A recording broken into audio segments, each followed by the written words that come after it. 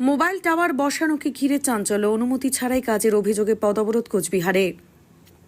Cooch Behar station সংলগ্ন 10 এবং 11 নম্বর ওয়ার্ডে মোবাইল টাওয়ার বসানোকে কেন্দ্র করে ব্যাপক উত্তেজনা ছড়ালো।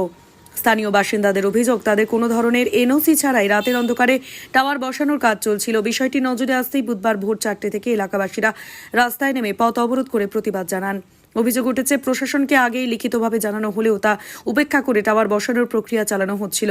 এই ঘটনার প্রতিবাদে স্থানীয়দের একাংশ রাস্তায় নেমে বিক্ষোভ দেখাতে থাকেন। পরিস্থিতি সামাল দিতে দ্রুত ঘটনাস্থলে পৌঁছে যায় কোচবিহার কোতোয়ালি থানার পুলিশ।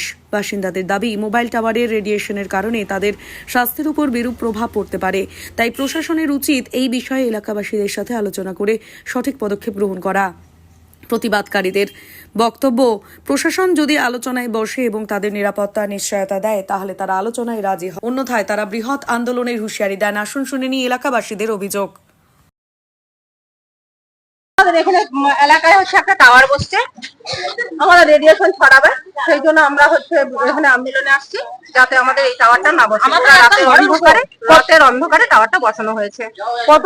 কতক্ষণ থেকে এখানে বিক্ষোভ করছি? আমরা ভোর 5টা থেকে।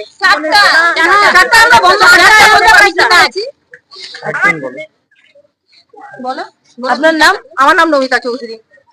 কিসের জন্য আজকের এই আন্দোলন? আমরা এখানে যাতে মোবাইলে টাওয়ারটা না বসানো হয় সেই জন্য ওরা রাতের অন্ধকারে টাওয়ার বসিয়ে ফেলেছে। কটা থেকে টাওয়ার বসছে? রাত্রি 2টা থেকে। আপনারা কখন থেকে পথ অবরোধ? আমরা 4টা থেকে এখানে এসেছি। এই পথ অবরোধ কতক্ষণ চলবে? আমরা যতক্ষণ না টাওয়ার খুলবে ততক্ষণ আমাদের আন্দোলন চলবে। এটা কোন জায়গা? এটা হচ্ছে ভিআইপি মোড়, 1 নং কালীঘাট বিহার। এটা কি ওয়ার্ডে পড়ে? এটা 10 নম্বর 11 নম্বর ওয়ার্ড।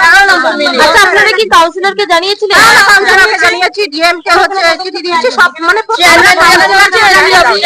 সবকিছুতেই জানানো হয়ে গেছে। আমাদের মাদ্রাসা স্কুলে যাওয়া হয়েছে, পাশে স্কুল আছে, কারো পক্ষ থেকে কোনো কিছু বলা হয় না? সুরাহা আমাদের কেউই দেয়নি, শুধু চেয়ারম্যান বলেছিল যে হচ্ছে কাজ বন্ধ করা হবে। যেহেতু চেয়ারম্যান আমাদের অসুস্থ ইয়েতে আছে, শিলাতে আছে, সেজন্য আমরা রাতারাতি ওরা হচ্ছে কালকে রাতের অন্ধকারে টাওয়ার। আপনাদের এখানকার চেয়ারম্যান কি? আমাদের এখানে চেয়ারম্যান রবীন্দ্রনাথ ঘোষ।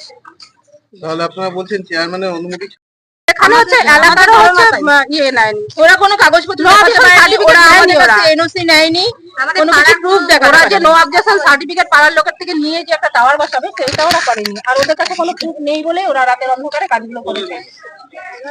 তো এখন কি টাওয়ারের কাজ চলছে? না, এখন আপাতত বন্ধ আছে, লেবার গুলো ভেতরেই আছে। আমরা যতক্ষণ ওরা হচ্ছে না হচ্ছে টাওয়ার খুললে ততক্ষণ আমরা এমনি রাস্তা অবরোধ করেই থাকবো। আপনার নাম? আমার নাম নমিতা চৌধুরী। আমাদের স্বাস্থ্যের পক্ষে কতটা ক্ষতিকারক আমরা প্রত্যেকেই জানি। রেডিয়েশন আমাদের শরীরের পক্ষে কতটা ক্ষতিকর হয়ে দাঁড়ায়, কিন্তু আমরা এই ব্যাপারে সচেতন বলেই আমরা যাদের বাড়িতে টাওয়ার বসছে তাদেরকেও আমরা জানিয়েছি, আমরা প্রশাসনের কাছে গেছি, আমরা আমাদের ওয়ার্ড কাউন্সিলরকে জানিয়েছি, আমরা ওয়ার্ড কাউন্সিলর মারফত আমরা চেয়ারম্যানের কাছে গিয়েছি, আমরা ডিএমের কাছে আমাদের পিটিশন জমা দিয়েছি আমাদের এলাকার পক্ষ থেকে। শেষ পর্যন্ত আমাদের চেয়ারম্যান তিনি আশ্বস্ত করেছিলেন যে আমরা আমাদের পৌরসভার পক্ষ থেকে কাজ বন্ধ রাখা হবে, এই কথা বলা হয়েছিল।